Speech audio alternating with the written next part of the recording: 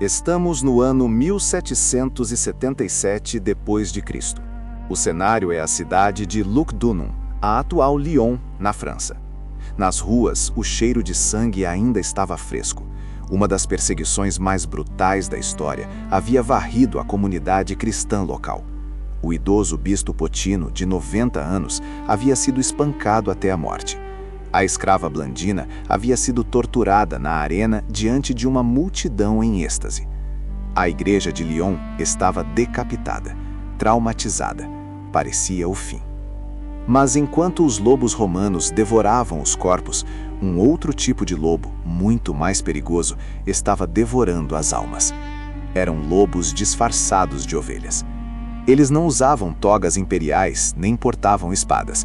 Eles usavam túnicas de pregadores. Eles usavam o nome de Jesus. Eles liam os evangelhos.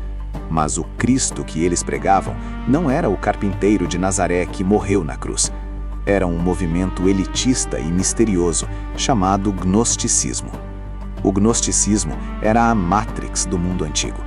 Para entender o perigo que eles representavam, você precisa ouvir o que eles pregavam. Era uma história de ficção científica bizarra. Eles diziam que, no princípio, não existia Deus Pai como nós conhecemos. Existia o abismo. Desse abismo emanaram seres divinos chamados éons, formando um mundo de luz chamado Pleroma. Mas houve um acidente no céu.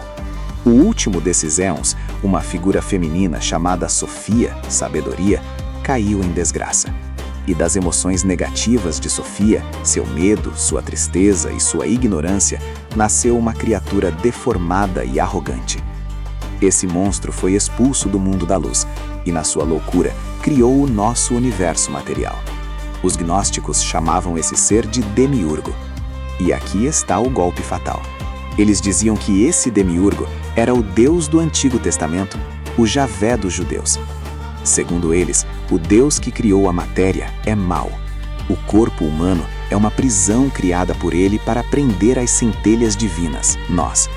Portanto, a salvação não é o perdão dos pecados, mas a gnose, o conhecimento secreto, as senhas cósmicas para escapar da matéria e voltar para o pleroma. Para eles, a serpente do Éden era a heroína que tentou libertar Adão. E Jesus? Para eles, Jesus não era humano. Era um espírito de luz que apenas parecia ter um corpo, mas que nunca sofreu na cruz. A igreja estava sendo rasgada por dentro com essas fábulas. Quem poderia combater isso? Quem teria autoridade para dizer isso é mentira? Foi nesse caos que um homem retornou a Lyon. Ele havia escapado do massacre porque estava em missão em Roma. Seu nome era Ireneu. Ireneu não era um filósofo especulativo. Ele era um homem da Ásia Menor, nascido em Esmirna. E ele tinha uma credencial que ninguém mais tinha: a memória viva. Quando era menino, Ireneu sentou-se aos pés de um velho bispo chamado Policarpo. E Policarpo, por sua vez, havia sentado aos pés do próprio apóstolo João. Ireneu era o neto espiritual dos apóstolos. Quando ele ouviu as teorias bizarras dos gnósticos, ele não precisou inventar uma nova filosofia. Ele simplesmente disse: isso não foi o que eu ouvi de Policarpo. E isso não foi o que Policarpo ouviu de João. Ireneu assumiu o bispado de Lyon com uma missão clara: desmascarar a fraude. Ele começou a escrever sua obra monumental, Adversus Hereses, contra as heresias. Sua estratégia era a de um investigador. Ele entrevistou ex-membros da seita, leu seus evangelhos secretos, como o Evangelho de Judas, e expôs tudo à luz do dia. Ele dizia: você não precisa refutar um absurdo complexo com outro absurdo. Basta descrever as tolices deles para que o bom senso as destrua. Mas Ireneu sabia que apenas atacar não bastava. O gnosticismo forçou a igreja a amadurecer. Para combater os livros secretos dos hereges, Ireneu precisou definir quais eram os livros públicos da igreja. Para combater os gurus iluminados, Ireneu precisou apontar para a sucessão pública dos bispos. Ele estava prestes a se tornar o arquiteto da Bíblia como a conhecemos hoje. No próximo bloco, veremos como Ireneu usou a lógica e a história para estabelecer os 4 pilares do Evangelho e a regra de fé, criando a vacina definitiva contra a heresia.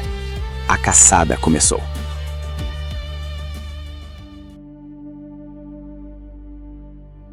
Como se combate uma mentira sofisticada?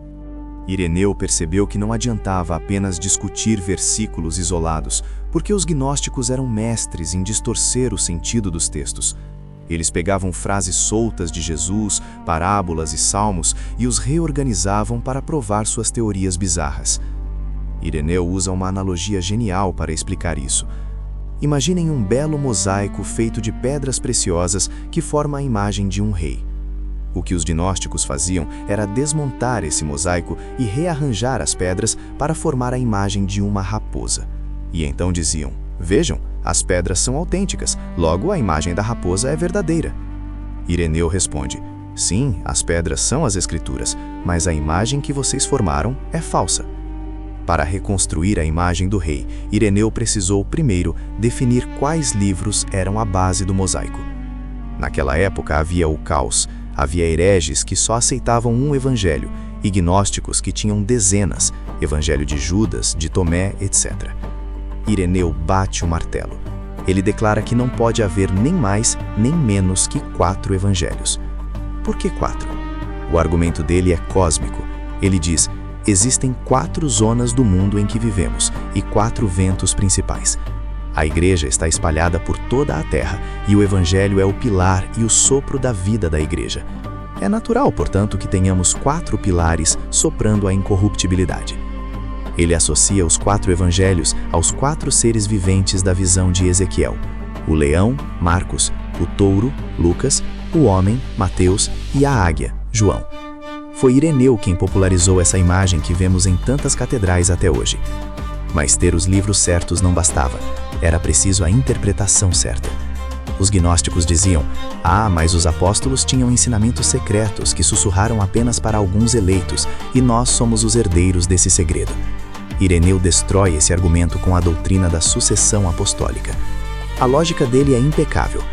Se os apóstolos tivessem segredos vitais para a salvação, para quem eles contariam? Para estranhos? Não, eles contariam para os homens em quem mais confiavam, os bispos que eles escolheram para liderar as igrejas. Ireneu então desafia os hereges: mostrem-me a sua credencial. Quem foi o bispo antes do seu mestre? Eles não tinham resposta. Então Ireneu joga sua carta mais forte. Ele diz: poderíamos listar os bispos de todas as igrejas, mas vamos olhar para a maior e mais antiga, a Igreja de Roma, fundada por Pedro e Paulo. E ali, no século II, Ireneu recita a lista de sucessão, nome por nome. Os apóstolos entregaram a igreja a Lino. Lino foi sucedido por Anacleto, depois Clemente, depois Evaristo, Alexandre, Sisto, até chegar ao bispo do seu tempo. Ele prova que a verdade é pública. O cristianismo não é uma sociedade secreta, é uma família com memória. E essa memória é a mesma em todo lugar. Ireneu destaca a unidade da igreja. Enquanto os gnósticos se dividiam em 1000 seitas rivais, Ireneu escreve: a igreja, embora dispersa por todo o mundo, até os confins da terra, professa a mesma fé. As igrejas fundadas na Germânia não creem de forma diferente das igrejas na Espanha, na Gália ou no Egito. Assim como o sol é um e o mesmo em todo o mundo, a verdade brilha em toda parte. Para Ireneu, a verdade é uma rocha, não uma nuvem que muda de formato. E por fim, ele usa um argumento prático para destruir o ódio gnóstico pela matéria: a Eucaristia. Lembre-se, os gnósticos diziam que o corpo era mau e que a matéria era uma prisão. Ireneu pergunta: se a carne é incapaz de salvação, por que nós nos alimentamos com a Eucaristia? Ele argumenta: como podem eles dizer que a carne se corrompe e não participa da vida, se ela é alimentada pelo corpo e sangue do Senhor? Para Ireneu, a Eucaristia prova que Deus ama a matéria. Ele pega o trigo e a uva, frutos da terra, e os transforma em si mesmo. Se o plano de Deus fosse destruir o corpo, a Eucaristia não faria sentido. Com esses argumentos, as Escrituras, a sucessão e os sacramentos, Ireneu cercou o inimigo. Ele provou que o cristianismo não é uma fuga da realidade, mas a redenção dela. E isso nos leva à teologia mais bonita de Ireneu. Se Deus ama tanto a matéria a ponto de virar pão, o que ele fez ao virar homem? No próximo e último bloco, entraremos na doutrina da recapitulação. Veremos como Jesus é o novo Adão que refez a história da humanidade. E ouviremos a frase mais famosa de Ireneu: a glória de Deus é o homem vivente. Depois de defender as Escrituras e a Igreja, Ireneu precisava dar o golpe final. Ele precisava apresentar um Cristo que fosse mais fascinante do que as mitologias dos gnósticos. Os hereges diziam que Cristo veio para nos salvar da humanidade. Ireneu ensinou que Cristo veio para salvar a humanidade. Para explicar isso, ele desenvolveu a doutrina da recapitulação. A ideia é a seguinte: a história da salvação é como um filme que deu errado no começo. Adão, o primeiro homem, estragou o roteiro. O pecado foi um ato de desobediência que criou um nó na história, prendendo a humanidade à morte. Deus poderia ter estalado os dedos e destruído tudo, mas isso seria admitir a derrota. Para vencer o mal de verdade, Deus precisava refazer o filme. Ele precisava de um novo Adão que percorresse o mesmo caminho do antigo, mas fazendo as escolhas certas. Ireneu escreve: o que perdemos em Adão, recuperamos em Cristo. E ele vai aos detalhes visuais, traçando paralelos impressionantes. Adão foi formado do pó da terra virgem. Cristo nasceu de uma virgem. Adão foi tentado no jardim e caiu pela comida o fruto. Cristo foi tentado no deserto e venceu pela comida o jejum. Adão trouxe a morte através de uma árvore. Cristo trouxe a vida através do madeiro da cruz. Mas a comparação mais bela de Ireneu envolve Maria. Ele é um dos primeiros a chamá-la de Nova Eva. Ele usa a imagem de um nó. Se você tem uma corda com um nó apertado, para desfazê-lo, você precisa fazer o movimento inverso ao que criou o nó. Ireneu diz: o nó da desobediência de Eva foi desatado pela obediência de Maria. O que a Virgem Eva atou pela incredulidade, a Virgem Maria desatou pela fé. Para Ireneu, Jesus não pulou etapas. Ele santificou todas as idades da vida humana. Os gnósticos diziam que Jesus pregou apenas 1 ano e morreu. Ireneu insiste que Jesus viveu a infância para santificar as crianças, a juventude para santificar os jovens, e chegou à idade adulta para santificar os velhos. Ele não veio destruir a nossa humanidade. Ele veio vesti-la e curá-la. Isso nos leva à frase mais famosa de Santo Ireneu. Uma frase que resume toda a luta contra o gnosticismo e que define o cristianismo até hoje. Os gnósticos diziam: a glória de Deus é o espírito puro, longe da carne. Ireneu gritou para a história: Gloria Dei bibens homo. A glória de Deus é o homem vivente. E a vida do homem é a visão de Deus. Deus não é glorificado quando nos sentimos lixo. Deus é glorificado quando o ser humano está plenamente vivo, menos corpo, alma e espírito, pulsando com a graça divina. Ireneu, o gnosticismo, com todos os seus segredos e complexidades, acabou desaparecendo nas areias da história. Seus evangelhos foram enterrados e esquecidos por 1500 anos. Mas a igreja de Ireneu, menos a igreja dos 4 evangelhos, dos bispos e da Eucaristia, menos permaneceu. Ela sobreviveu ao Império Romano, aos bárbaros e ao tempo. Graças a esse bispo de Lyon, hoje nós não precisamos procurar senhas secretas para encontrar a Deus. Basta abrir a Bíblia. Basta partir o pão.